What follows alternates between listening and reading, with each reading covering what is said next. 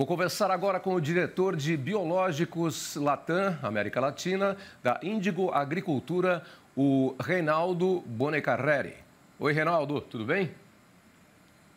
Prazer falar contigo, tudo jóia? Tudo bem. Bom, o material que a gente apresentou antes aí tem tudo a ver com o nosso assunto, né?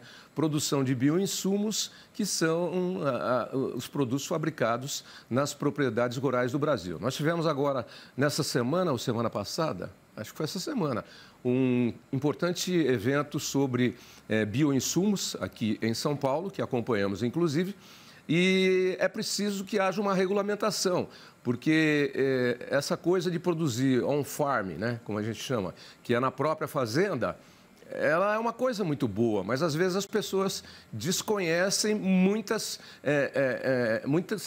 técnicas ou muitos perigos que podem estar por conta da produção autônoma. Então, esse é o nosso tema e eu queria que você falasse um pouquinho, porque o incentivo à produção de bioinsumos é uma forma de baratear custos, porque você não está comprando, né? É uma forma mais racional de utilizar, mas tem que ter uma normativa, senão pode complicar. Não é isso? É isso, com certeza. O nosso ponto, e o ponto principalmente da indústria, é realmente a regulamentação da produção de bioinsumos. Porque a gente sabe o desafio que é você produzir um micro-organismo, produzir ele com qualidade e só produzir ele dentro de um produto. Então, a gente sabe que o micro-organismo é um ser vivo, né? Que ele cresce num ambiente favorável para ele, e você tem que controlar todas as condições para que você faça crescer apenas aquele micro-organismo alvo seu e não outros micro-organismos que podem ser, inclusive, prejudiciais para a lavoura do agricultor ou para a saúde humana. Pois é, e acho que um exemplo mais prático e comum disso é o iogurte, né? Que fermenta através de bactérias, né? Mas aí quais são os riscos, os maiores riscos, vamos dizer assim, que podem acontecer na produção de bioinsumos?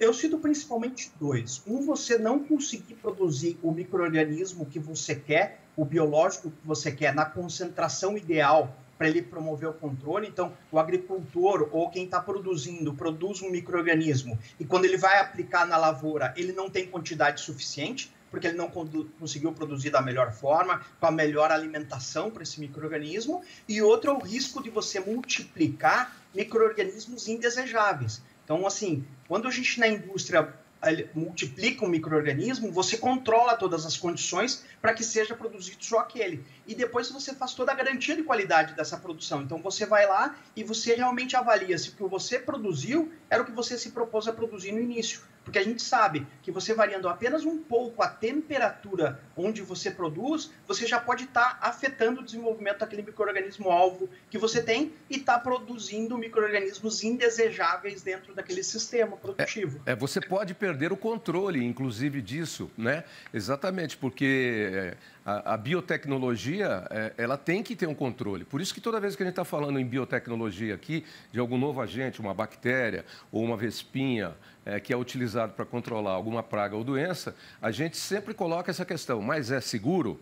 Sim, se é produzido na indústria, ele é seguro porque ele tem normas. Agora, produzido fora da indústria, você pode ter o descontrole e aí pode ser um desastre. É isso. Correto. E assim, eu também me preocupo também, a gente fala muito do ponto realmente do risco ambiental, risco à saúde humana, porque esses são os riscos realmente mais graves. E você transmitir um micro-organismo, por exemplo, por uma semente de soja, que essa semente vira um grão, e esse grão vai ser comercializado, e você pode estar levando um micro-organismo aí de risco, esse é um dos pontos, mas por outro lado, para o agricultor na sua lavoura no dia a dia, ele tem que estar ciente que o que ele produz tem que ter uma certa concentração de micro-organismos num meio de aplicação ideal, que no caso o veículo é a água, que a gente chama de formulação. A indústria desenvolve muita formulação para manter o micro-organismo vivo. A gente está colocando um ser vivo dentro da água, dentro de um meio líquido, e a gente tem que garantir que ele sobreviva nessas condições. E o agricultor, então, não tendo esses controles, não tendo esse conhecimento, muitas vezes ele está aplicando um micro-organismo morto. Então, o que seria um produto de controle, muitas vezes é um produto que não tem eficácia nenhuma. E a gente assiste a biotecnologia com as suas ferramentas crescendo a mais de 10% no controle de pragas e doenças na produção mundial. Mas fica o alerta mais uma vez, não é qualquer um que pode produzir bioinsumos, né, e gerar produtos que são produzidos sem um controle. O que vocês pediriam nessa regulamentação, Rodrigo? A gente pediria realmente que a gente tenha uma legislação bastante clara com relação à forma como esses micro-organismos devem ser produzidos, toda a regulamentação de controle de qualidade desses micro-organismos e também um outro tema muito importante é a fonte desse micro-organismo. A gente não pode partir no desenvolvimento de um produto on-farm de produtos formulados de empresas, né? Então você tem que ir num banco de micro-organismos, fazer a aquisição desse micro-organismo e produzir dentro desse todo o sistema de controle de qualidade e garantias que o produto vai ter a formulação e a concentração final especificada e controlada. Gente, vamos aqui colocar um ponto importante, que muita gente deve estar pensando assim, a indústria quer controlar tudo, é um sistema de cartório. Não é nada disso, é porque é um negócio perigosíssimo. Recentemente vocês viram a questão da Covid aí, com esse vírus descontrolado, que ninguém até hoje sabe de onde veio, pode ter sido produzido ou pode ter sido uma experiência que vazou e de repente virou um descontrole mundial. É exatamente isso que a indústria quer, não é querer patentear uma forma de produção, é regulamentar. Inclusive, já tem isso em análise no Senado Federal por uma comissão de meio ambiente, não é isso?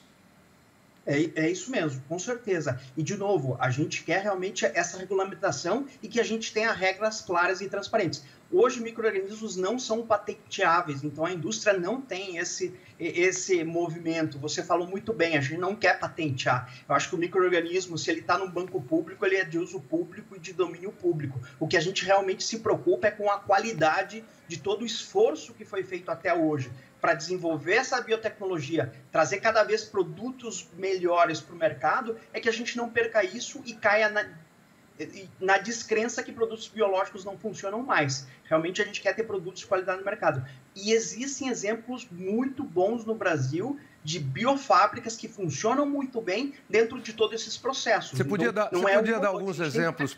Você podia dar alguns exemplos para a gente? Se você não quiser falar nomes, não precisa, mas de alguns produtos que essas biofábricas já desenvolveram e que você disse que funcionam muito bem? Sim, a gente tem, por exemplo, algumas espécies de tricoderma sendo desenvolvidas dentro desses processos de biofábrica, bovéria. Então, existem algumas espécies que se tem conhecimento de formulação, conhecimento público, que a gente consegue realmente estabelecer bons processos produtivos dentro de uma biofábrica. E não são só esses dois micro-organismos, existem outros também. Mas bovéria e tricoderma são exemplos claros de reprodução dentro de biofábricas, com qualidade e controle de qualidade. Bom, quando você diz controle de qualidade, também é uma coisa muito importante, porque nós abordamos bastante aqui nesse bate-papo que estamos tendo, o aspecto de você produzir corretamente e você, ao invés de colocar um ser vivo que vai beneficiar o processo de produção, colocar uma coisa morta que pode até prejudicar e contaminar meio ambiente. Você colocou muito bem. Mas tem também a questão de que isso precisa de controle, porque se sai de controle, eu próprio citei o caso aqui do vírus da Covid. É um exemplo, né? Aí você pode ter o tiro no pé, né? E aí nós estamos falando de humanidade, produção de alimentos. Enquanto a regulamentação não sai, o que está sendo feito? Assim, a gente tem muita educação, né? Então, realmente, principalmente do lado da indústria, a gente trabalha com os nossos parceiros, inclusive com os nossos agricultores, nessa parte de educação, então, de como realmente um produto biológico funciona, quais são os aspectos que a gente tem que olhar num produto biológico de controle de qualidade para realmente entender se esse produto está sendo produzido numa condição ideal para a sua produção. Então, hoje a gente trabalha muito mais na educação, mostrar realmente a importância de todo esse processo e realmente mostrar que essas tecnologias, quando bem empregadas, bem aplicadas, o agricultor ele não está tendo um custo. O investimento que ele faz retorna muito mais. Então, a gente gosta muito de mostrar o retorno sobre o investimento dos produtos que a indústria oferece ao agricultor pela performance que eles têm também. Então, realmente, é um investimento para que ele tenha uma lavoura mais produtiva. A indústria tem uma responsabilidade porque ela assina um produto, ela coloca um rótulo e ela responde por aquilo. Quem produz isoladamente e sem controle pode estar arriscando uma série de coisas aí e muitas podem dar errado. Vocês têm uma estimativa de quanto de bioinsumos aí, de produtos da biotecnologia são produzidos de forma, não sei se descontrolada ou irregular ou de forma perigosa? Eu não sei qual termo usar aqui no Brasil. A gente não tem esse estudo, não existe um estudo sobre isso, de quantos por cento é feito de maneira irregular, de uma maneira regular. Esse estudo não existe. O estudo que existe, sim, é o tamanho da produção on-farm hoje do Brasil, comparado com a produção na indústria. Ainda é uma porcentagem bastante pequena, realmente por esses entraves tecnológicos na produção. Então, a gente está falando, de acordo com diversas pesquisas, entre uns 6% a 10% dos produtos biológicos hoje são produzidos de maneira on-farm, mas é um farm muito genérico, não se é numa biofábrica ou realmente produzido de uma maneira mais artesanal, a gente não consegue ter esse controle. Ainda é uma porcentagem pequena, mas com tendência a crescimento dessa porcentagem. É importante regulamentar e a gente se posiciona dessa forma também, apoiando a regulamentação, porque você está criando seres vivos. E seres vivos, eles se multiplicam e podem se multiplicar de forma errada. Eu volto aqui ao exemplo do vírus da Covid, que ninguém exatamente sabe muito bem como é que surgiu até hoje. Uma das teorias é que seria uma experiência que estaria sendo conduzida num laboratório, na cidade chinesa, onde tudo começou, e houve, de repente, um descontrole sobre o ambiente em que esse material estava sendo produzido para testes da indústria, da medicina, da indústria farmacêutica. E aí, todo mundo está cansado de ver aí Hollywood e outros estúdios famosos já fizeram muitos e muitos filmes. Ficção? Não é não, gente. É ficção, mas que pode ser verdade, onde o descontrole disso na água ou no ar pode trazer aí danos devastadores para a humanidade, né? Com certeza. E outro ponto aqui, Tavinho, talvez se me permite mais um segundo, pode. É com relação a também existe um investimento por parte do agricultor se ele vai fazer uma produção on-farm. Ele tem que adquirir uma biofábrica, ele tem que adquirir a matéria-prima para a execução desse produto. Então, existe, não é assim, é uma economia, mas despende de muito trabalho também por parte do agricultor, sabendo que ele vai também reproduzir uma parte dos micro-organismos, nem todos ele vai conseguir reproduzir. Então, muitas vezes, ele entra num negócio desse pensando que ele vai ser autossuficiente em produtos biológicos e muitas vezes ele vai conseguir produzir apenas parte desses produtos e vai ter que adquirir a outra parte. Então, realmente ele tem que pesar essa questão econômica, se é realmente só pelo lado da economia, então tudo isso tem que estar na balança, porque existe o custo de produção também, né? Também. É isso. Muito boa a nossa conversa. Tudo precisa ser regulamentado e tudo precisa ter regra, né?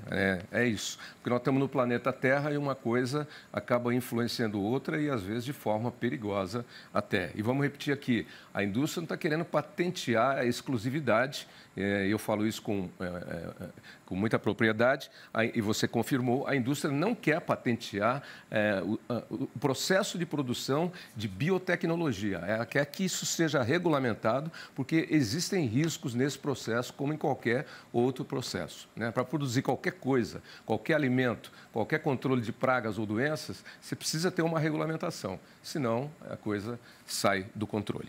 Bom, para quem quiser mais informações e entrar em contato com você sobre o nosso assunto aqui, tema importantíssimo, qual é o endereço de internet, Reinaldo? Vocês nos encontram no indigoag.com, então é a nossa página na web e também em todas as redes sociais, busquem por Índigo AG, vocês nos encontram tanto no YouTube como nas plataformas de Instagram e outras. Ok, esse, portanto, o diretor de Biológicos América Latina da Índigo AG, ou Índigo Agricultura, o Reinaldo Bonecarreri, que com esse sobrenome Bonecarreri deve ser russo ou chinês? Não, francês. Francês, Bonecarreri. Então tá bom. Um abraço e bom final de semana para você, que está só começando. Abraço, bom final de semana. Você também. Tchau.